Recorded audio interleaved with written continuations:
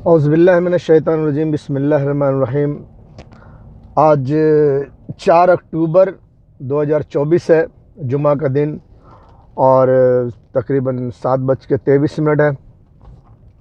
7:23 और आज मौजू मेरा वही है, घूम फिर कर वही रहेगा। नंबर एक, क्योंकि मैं पॉलिटिक्स, और जो मेरा ख़ास मौजू है वो यही है कि जितने भी पॉलिटिकल मिनिस्टर्स हैं वो, उनसे मेरी कोई दुश्मनी नहीं है, वो अच्छे बुरे तो होते ही हैं, लेकिन जो ख़ास पॉलिटिकल मिनिस्टर्स हैं, जैसे सुपर पावर का जो सपोर्ट कर रहे हैं और जो एलिमिनेटी खुफिया एजेंसी को सपोर्ट कर रहे हैं, उन लोगों का सपोर्ट कर रहे हैं जो वन वर्ल्ड गवर्नमेंट के लिए काम कर रहे हैं। यानी दुनिया में जो एक गवर्नमेंट बनाना चाहते हैं, और वो एक गवर्नमेंट बना करके सारी दुनिया के, सारी कौम की सारी औरतों को बाजार में बिठाना चाहते हैं शराब और अय्याशी के लिए। तो मेरा ख़ास मौजू इसी पर रहता है। पॉलिटिक्स पर थोड़ा सा, कंट्रीज़ पर थोड़ा रहता है, लेकिन मेन जो मुद्दा होता है वो सारी दुनिया की औरतों को जो बाज़ार में बिठाने जा रहे हैं, इस पर मैं ज़्यादा बनाता हूँ, इस पर ज़्यादा वीडियो बनाता हूँ, इस पर ज़्यादा बोलता हूँ, क्योंकि औरतों की इज़्ज़त आबरू की हिफाजत करना मेरा ख़ास मकसद है। देखें, दुनिया में बहुत सारे लोग अच्छे बुरे होते हैं। मैं खुद कोई फरिश्ता नहीं हूँ, कोई खुदा नहीं हूँ, मैं एक आम इंसान हूँ। हाँ, लेकिन कुछ खुसूसियत है, कुछ ख़ास बात है जो अल्लाह ने अता किया है। तो एकदम से आम नहीं हूँ, लेकिन मैं कुछ ख़ास आदमी हूँ। लेकिन हूँ आदमी, एक इंसान हूँ मैं, तुम्हारी तरह। जैसे तुम एक इंसान हो, वैसे मैं भी एक इंसान हूँ। लेकिन मैं दुनिया भर की औरतों की इज़्ज़त आबरू की हिफाजत करना चाहता हूँ। जो मैं वीडियो बना रहा हूँ, चाहे वो वीडियो यूट्यूब पर जाए, चाहे वो फेसबुक पर जाए, किसी भी तरह आपको पहुँचे, मेरा वीडियो बना के आप तक पहुँचाना, मेरा इल्म, मेरा ज्ञान आप तक पहुँचाने का मकसद जो है वो यही है कि किसी न किसी तरह दुनिया भर की औरतों की इज़्ज़त आबरू की हिफाजत की जा सके। दुनिया का जो सुपर पावर है वो बोलता कुछ और है, करता कुछ और है। और वो जो भी बोल रहा है, लेकिन वो काम जो है वो दुनिया में उसकी अपनी हुकूमत बनाना चाहता है, और सारी दुनिया की दौलत उसके पास होना चाहिए, और सारी दुनिया की औरतें खूबसूरत से खूबसूरत उसके बिस्तर पे सोना चाहिए, और सारी दुनिया की औरतों को बाज़ार में बिठा कर वो शराब और अय्याशी की ज़िंदगी जीना चाहते हैं वो लोग। और दुनिया से दीन धर्म, दुनिया के सारे मज़हब को ख़त्म कर देना चाहते हैं। ये वो अधर्मी है जिनके बारे में नास्तिरदमस ने कहा था कि धर्म और अधर्म के बीच जंग होगी, और धर्म जीतेगा, धार्मिक लोग जीतेंगे और अधर्मी हारेंगे। है मेरे पास वीडियो, मैं दिखा दूंगा, लेकिन आज की वीडियो जो 5-6 वीडियो बनेगी उसमें मैं दिखा दूंगा कि धर्म और अधर्म की जंग होगी, जो नास्तिरदमस ने कहा है। और आज जो ख़ास मौजू है, मैं कमेंट पर बात करना चाहता हूं, क्योंकि मौजू तो मेरा वही रहेगा, औरत की इज़्ज़त आबरू की हिफाजत के लिए। लेकिन आज कुछ लोगों ने कमेंट किया है, मैं किसी का कमेंट देखता नहीं हूं। किसी ने अच्छा कमेंट किया, किसी ने बुरा कमेंट किया, और मुझे किसी ने गाली दी या मुझे किसी ने तारीफ़ की, मेरी किसी ने तारीफ़ की, मुझे इससे कोई मतलब नहीं, क्योंकि मैं अपनी तारीफ़ करवाने नहीं आया हूं, मैं खुद को गाली दिलवाने नहीं आया हूं। मैं जो आया हूं उसका खास मकसद है कि मैं किसी न किसी तरह दुनिया भर की औरतों की इज़्ज़त आबरू की हिफाजत कर सकूं। सबसे पहले मुसलमान कौम की बेटियों की इज़्ज़त आबरू से खिलवाड़ करने वाले हैं, जो मैं बता चुका हूं पहले भी, आज फिर बता रहा हूं कि ये जो मुसलमान की बेटियों के साथ खिलवाड़ करने वाले, अभी तक तो आप देख ही रहे हैं, Iraq, Afghanistan, Iraq, Syria, Libya, यहाँ की तमाम जवान औरतें कहाँ गायब हो गई। जिस मुल्क में सुपर पावर हमला कर रहा है, उस मुल्क की खूबसूरत औरतें पहले गायब हो जाती है। तो आप लोगों को कुछ समझना चाहिए कुछ भी कमेंट करने से पहले। और वैसे फ़िलहाल हिंदुस्तान में 2025 में जब हिंदुस्तान तैयारी करेगा, प्रोपेगेंडा करेगा पाकिस्तान पे हमला करने की, तो उस वक्त, क्योंकि वो पाकिस्तान पे भी हमला करेगा, और सुपर पावर चाहता है कि हिंदुस्तान से ईरान में भी 2 न्यूक्लियर मारी जाए ताकि ईरान ख़त्म हो जाए। तो हिंदुस्तान के ज़रिए ईरान भी ख़त्म हो जाए, और पाकिस्तान पे हमला करके पाकिस्तान को भी ख़त्म कर दिया जाए, जिससे कि वो पूरे गल्फ़ के पेट्रोल पर कब्जा कर ले, और फिर सारी दुनिया की औरतों को बाज़ार में बिठाना और उनके बिस्तर पे ले जाना बिल्कुल आसान हो जाएगा। वन वर्ल्ड गवर्नमेंट का काम बिल्कुल आसान हो जाएगा इस काम के बाद। और यहीं पर जैसे वो पाकिस्तान पे हमला करेंगे, अभी प्रोपेगेंडा करेंगे, प्रोपेगेंडा के दौरान वो पाकिस्तान पे जब हमला करेंगे तो हिंदुस्तान से एक भीड़ उठेगी जो मुसलमान इलाकों में फैलेगी और मुसलमान के घरों को आग लगाएगी, मुसलमानों का कत्लेआम होगा और फिर मुसलमानों के दरवाजे तोड़ तोड़ करके उनके घरों की जवान बेटियां उठा ले जाएंगे, वहीं पर भी रेप करेंगे और उठा ले जाएंगे, जहां मर्जी होगी वहां रेप करेंगे और जो चाहेगा जैसे चाहेगा वैसे रेप करेगा और उठा ले जाएंगे। जी भर जाएगा तो कंटेनर में भर भर के दुनिया भर में डिवाइड कर देंगे, बेच देंगे रंडी के बाजार में। तो मुसलमानों ये बात को कभी ना भूलना कि मुसलमान कौम की बेटियां पहले टारगेट हैं और इनको कंटेनर में भर के पहले बेचने वाले हैं। और हिंदुस्तान में भी मुसलमानों की बेटियों की इज्जत आबरू लूटी जाएगी और आम तौर से लूटी जाएगी जगह जगह। ये थोड़ा सा वक्त गुजर जाएगा तो आप देखेंगे रोड पर, गार्डन में, सी फेस पर, दरिया किनारे, जहां भी कपल से बैठते हैं वहां पर आम हो जाएगा, किसी भी मुसलमान बेटी को पकड़ के ले जाएंगे, वहां नंगा करके उनके साथ सेक्स करेंगे। अभी तो चुपचाप चूमा चाटी करके बैठे रहते हैं कपल, लेकिन मुसलमान लड़कियों को ले जाकर वहां पर खुलेआम उनके साथ रेप करेंगे, बलात्कार करेंगे, सेक्स करेंगे, कोई रोकने वाला नहीं है। सारी की सारी औरतें स्टार्टिंग में मुसलमान की औरतें होंगी और उनको कोई रोकने वाला नहीं होगा। तो कुछ मैं आज खास बात बताने वाला हूं इसी मौजू पर। एक शख्स है जो ये जिसने मुझे कमेंट किया हुआ है, कोई अब्दुल सिद्दीकी है, वो कहता है कि दाढ़ी कहां गई कव्वाल साहब। ये देख लीजिए, दाढ़ी कहां गई कव्वाल साहब। ये मैं डाल दूंगा, इसका इमेज डाल दूंगा, देख लेना। बहरहाल तो अब्दुल सिद्दीकी साहब आपने लिखा कि दाढ़ी कहां गई कव्वाल साहब। पहली चीज़ तो मैं कव्वाल नहीं हूं, दूसरी चीज़ कि हर कोई अगर अल्लाह का बंदा नेक काम करने वाला होता है तो शर्त नहीं है कि उसकी दाढ़ी ही हो। और अल्लाह ताला जिसको भेजता है, अगर आप ऐसा भी समझते हो कि अल्लाह की तरफ से कोई आया तो अल्लाह की तरफ से हर आने वाले के दाढ़ी ज़रूरी नहीं है। बहरहाल मैं आपको कुछ मिसाल दूंगा, मैं किसी को गाली नहीं दूंगा, आपने जो लिखा कोई बात नहीं, लेकिन मैं आपको जाहिल समझता हूं, जाहिल, अनपढ़, गवार।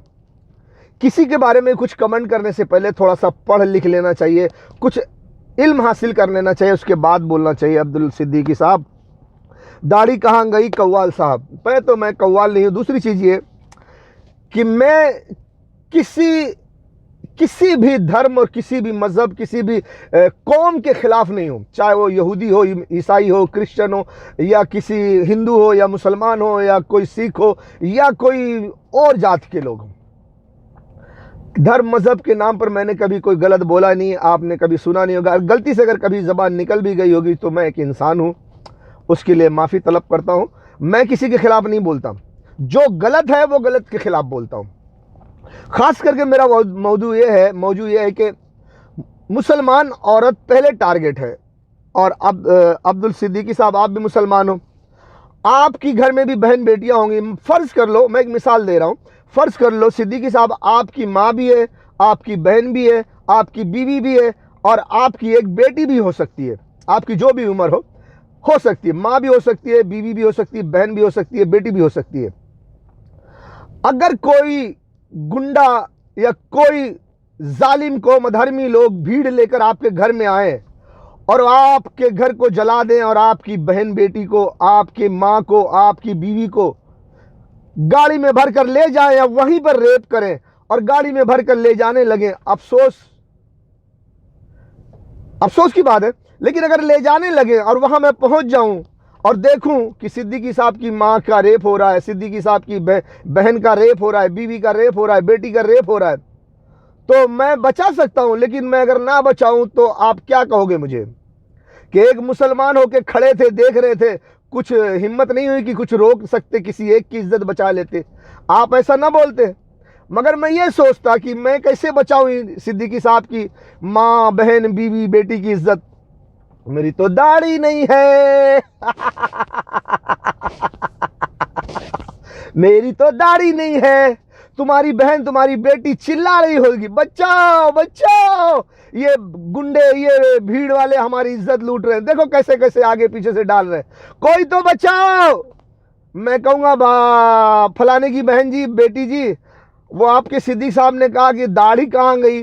दाढ़ी होना चाहिए, आपकी इज्जत बचाने के लिए दाढ़ी होनी चाहिए। मेरे पास तो दाढ़ी नहीं है, फिर मैं आपकी बहन बेटी की दाढ़ी ना होने की वजह से इज्जत नहीं बचाऊंगा, तो आपको कैसा लगेगा?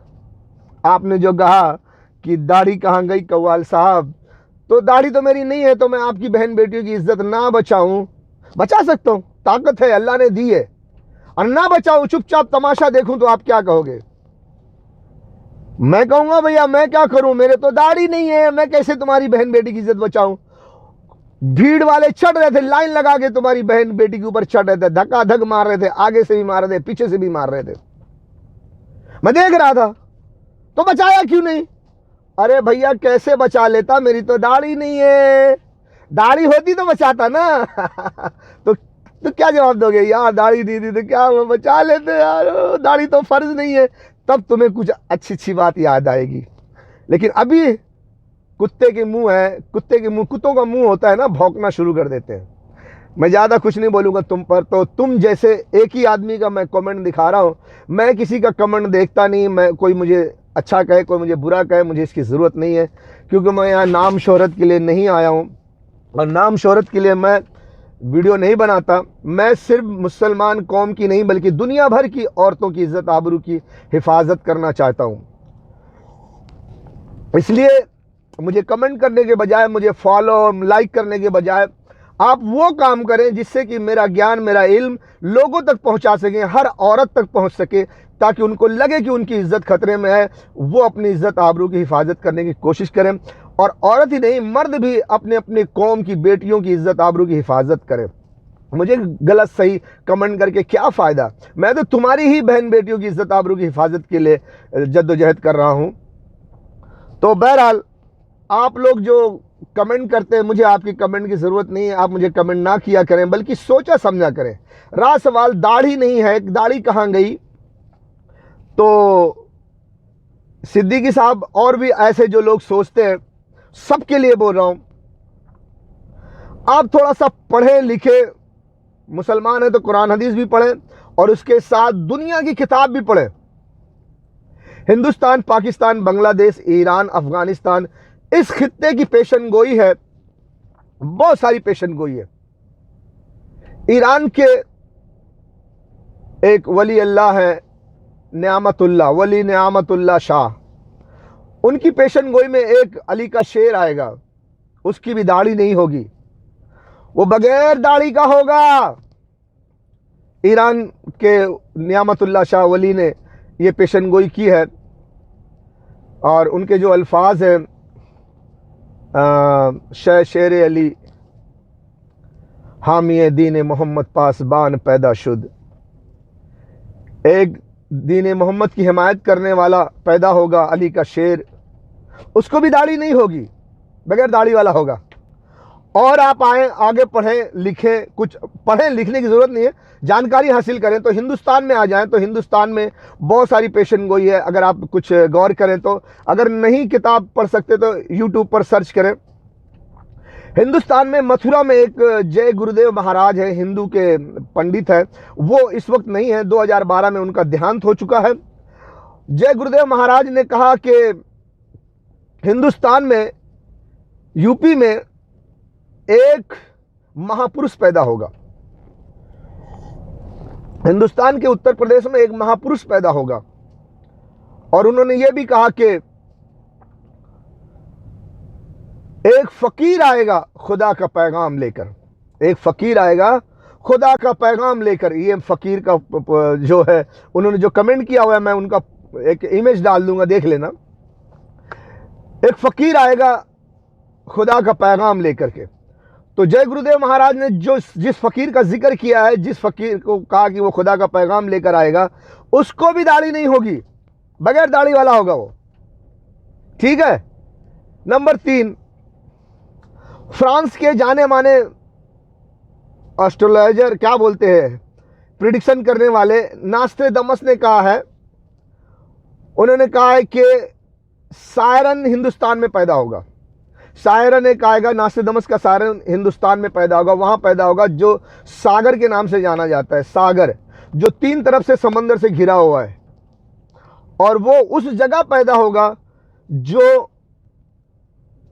5 बहती जल धाराओं के द्वीप में सारन सिलिन का उदय होगा। यानी सारन सिलिन जो है नास्टेदामस का, वहां पैदा होगा जो 5 बहता पानी, यानी जल धारा यानी धारा बोलते हैं जो बहता पानी होता है, तो जल का बहता हुआ जो 5 जलधारा होगा। 5 वो जलधारा, 5 का मतलब अलग अलग उसका नाम होगा, 5 नाम होगा।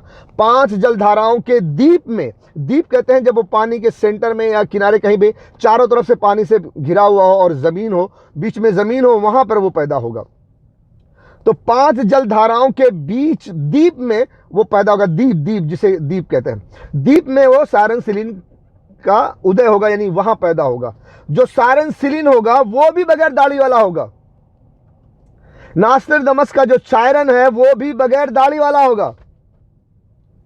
नंबर 3। अब नंबर 4 देख लो। हिंदू धर्म की जो बहुत सारी पुराण में, भगवत गीता में और बहुत सारी किताबों में लिखा है, यूट्यूब पर आप सर्च कर लो, बहुत मिलेगा।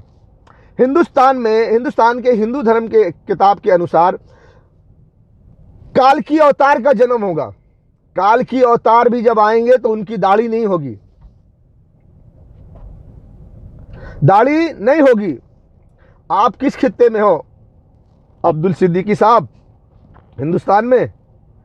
अगर आप हिंदुस्तान पाकिस्तान में हो तो इस हिंदुस्तान की तमाम पेशन गोई पर गौर कर लेते तो जरा अच्छा होता कि जय गुरुदेव महाराज का जो फकीर है, जो खुदा का पैगाम लेकर आएगा, महापुरुष, उसकी भी दाढ़ी नहीं होगी। नियामतुल्लाह शाह वली अल्लाह के जो ईरान के हैं, उन्होंने जिस खुद अली के शेर का जिक्र किया है, वो अली के शेर की भी दाढ़ी नहीं होगी। नास्टेदामस ने जिस शायरन का जिक्र किया, उस शायरन की भी दाढ़ी नहीं होगी। और हिंदू धर्म की किताब में जो काल की अवतार का जिक्र है कि वो आने वाले हिंदुस्तान में, उनको भी दाढ़ी नहीं होगी। तो आपने कैसे लिख दिया कि दाढ़ी कहाँ गई? कव्वाल साहब, आपने कुछ पढ़ा लिखा नहीं, कुछ जानकारी हासिल नहीं की। और आगे चलते हैं। ऐसे जहालत के कमेंट लिखने वालों, कुछ जानकारी हासिल कर लिया करो। यूट्यूब पर सर्च कर लो, अली के शेर को सर्च कर लो, महापुरुष को सर्च कर लो, चायरन को सर्च कर लो, काल की अवतार को सर्च कर लो, इनमें से किसी की दाढ़ी नहीं होगी। और क्या मुमकिन है कि ये चारों पांचों एक ही हो जो बगैर दाढ़ी का हो? क्योंकि सारे के सारों का जिक्र हिंदुस्तान से है। कहीं ना कहीं घूम फिर कर जब आप एकदम डीप में जाएंगे तहकीक करते करते, तो आपको हिंदुस्तान का नक्शा मिलेगा। और हिंदुस्तान का नक्शा मिलेगा उस वक्त आप आखिरी नबी मोहम्मद सल्लल्लाहु अलैहि वसल्लम की एक हदीस पर गौर कर लेना। तो अगर जरा सा भी पढ़े लिखे हो, मुसलमान हो, जरा सा भी इल्म हो, तो जरा गौर कर लेना। मेरे प्यारे आका सल्लल्लाहु अलैहि वसल्लम ने फरमाया कि मुझे हिंदुस्तान से ठंडी हवा आती है, मुझे हिंदुस्तान से खुशबू आती है। कभी सुना है? और प्यारे आका सल्लल्लाहु अलैहि वसल्लम ने फरमाया कि मैं अरब से हूं लेकिन अरब मुझ में नहीं। मैं अरब से हूं लेकिन अरब मुझ में नहीं। मैं हिंद से नहीं हूं लेकिन हिंद मुझसे है। ये हिकमत की बात है। तो मैं तमाम मुसलमान और तमाम गैर मुसलमान को कहना चाहता हूं, कुछ भी कमेंट करने से पहले ये गौर कर लो कि कुछ तहकीक करो, उसके बाद कमेंट करो। किसी को भी ऐसे उल्टा सीधा कमेंट करके क्यों अपने आप को जलील करते हो? एक अच्छे इंसान हो तो ऐसी गंदी हरकत ना करो, किसी को कमेंट ना करो, या तो करो ही मत, या करो तो सोच समझ के करो, जरा तहकीक कर लो, उसके बाद करो। तो मुझे कमेंट की ज़रूरत नहीं है, चाहे आप अच्छी करो चाहे बुरी करो, मुझे आपकी कमेंट की ज़रूरत नहीं है। हिंदुस्तान से ठंडी हवा आ रही है। हिंदुस्तान में ये सारे महापुरुष पैदा होंगे। अली का शेर, महापुरुष, चायरन, काल की अवतार, ये सब की दाढ़ी नहीं होगी। तो आप इस पर जरा सर्च कर लो। आज हिंदुस्तान का माहौल कैसा है? विलन चारों तरफ से, रेप हो रहा है, औरतों की इज्जत आबरू लूट रही है, उधर सुपर पावर मुसलमानों के मुल्क तबाह कर रहे हैं। क्या तुम्हें नहीं लगता यहां किसी हीरो की जरूरत है? क्यों लोग चीख चीख कर कहते हैं कि अंधेरों का जिगर चीर कर एक नूर आएगा, अगर तुम हो फिरौन तो मूसा जरूर आएगा। क्यों कहते हैं? क्योंकि यहां कोई आने वाला है। तो ऐसा कमेंट ना करो कि तुम्हें जलील होना पड़े, ठीक है। नेक्स्ट वीडियो में मैं आपको बताता हूं इसके आगे का के और क्या। मैं जो है तमाम है जो कलूटी है ना, ये बुरके वाली है, उनको मैं कलूटी कहता हूं। जो शर्म हया का जेवर पहनती हूं मैं उनको कलूटी कहता हूं। जो अपने माँ बाप की इज्जत, अपनी शर्मगाह की हिफाजत करते हैं, अपने माँ बाप की इज्जत की हिफाजत करते हैं, नकाब पोश शर्म हया का जेवर पहनती हैं, मैं उनको कलूटी कहता हूं। कलूटी अपनी इज्जत आबरू की हिफाजत कर, कलूटी। और हुकूमत ये समझ ले कि हम अपने लोगों को कंट्रोल में रखते हैं, हर तकलीफ हर जुल्म ज्यादती बर्दाश्त कर रहे हैं। आपने अपने बच्चों को ये ट्रेनिंग दी कि मुसलमान लड़की लेकर आओ, तुम्हें 2 लाख रुपया दिया जाएगा, तुम्हें नौकरी दी जाएगी, तुम्हें कारोबार कराया जाएगा, मकान दिया। आपने सुना है ये? नहीं सुना है? तो आप अपने ये किसका नुकसान कर रहे हैं? आपको ये लगता है कि ये मुसलमानों का नुकसान है, लेकिन सच्चाई ये है कि वो हिंदू बच्चा, वो हिंदू हमारा लड़का जो मुसलमान लड़की लेके आ जाएगा, उस पे अधिकार तो एक हिंदू लड़की का था। तो हिंदू लड़की का जो अधिकार मारा जा रहा है, इसका जवाब दे ये विश्व हिंदू परिषद और बजरंग दल जैसे और आरएसएस जैसे संगठन है, इसके जवाब दे। हिंदू बेटियां हमारी बैठी रह जाएंगी, मुसलमान बेटियां आपके घरों में जाके बैठेंगी। क्या ये हिंदू समाज को ये बात अच्छी मालूम हो रही है? ये मुसलमान को तकलीफ पहुंचाने का इनको लगता है कि तकलीफ पहुंचा रहा है, लेकिन असल में ये हिंदुत्व को नुकसान पहुंचाने का काम कर रहा है, हिंदू समाज को नुकसान पहुंचाने का काम कर रहा है। क्योंकि ईरान पर डायरेक्ट अमेरिका इजराइल हमला नहीं कर सकते। अगर वो करते हैं डायरेक्ट ईरान पर हमला, तो ईरान पहली फुर्सत में इजराइल का नामो निशान मिटा देगा। इतनी मिसाइल्स उसके पास, इतने हथियार हैं, और वो इजराइल भी जानता है, अमेरिका भी जानता है, ब्रिटेन फ्रांस सभी जानते हैं, ऑस्ट्रेलिया भी जानता है। इसीलिए डायरेक्ट ईरान पर हमला कोई नहीं करेगा। क्यों? इजराइल खत्म हो जाएगा, इजराइल को सेव करना है। इसलिए ईरान को हिंदुस्तान से मारा जाए, हिंदुस्तान को इस्तेमाल करके ईरान को मारा जाए, ताकि ईरान अगर कोई जवाबी कार्रवाई करे तो वो हिंदुस्तान में करे, इजराइल सेफ रहे। इसीलिए ईरान को मारने के लिए हिंदुस्तान को चुना गया है। इन लाशों को, गोश्त के टुकड़ों को देखकर तुम्हें गैरत क्यों नहीं आती? तुम कैसे सोते हो? तुम कैसे पीते हो? तुम कैसे खाते हो? तुम कैसे जिंदगी गुजारते हो? ए बेगैरतो, ए जर्देलो, ए हुक्मरानो, तुम कब जागोगे? कब जागोगे? वो बेचारे फरियाद कर रहे हैं, बुला रहे हैं तुम्हें। कोई हाफिज कुरान आर्मी चीफ साहब रसूलुल्लाह की उम्मत कट रही है, लोग उनके आज़ा के टुकड़े चादर में समेट रहे हैं। तुम अपने एटम बम और मिसाइलों के साथ तमाशा देख रहे हो। हमसे बर्दाश्त नहीं हो सकता, हम ये नहीं देख सकते, हम ये बर्दाश्त नहीं कर सकते। जुर्रत करो।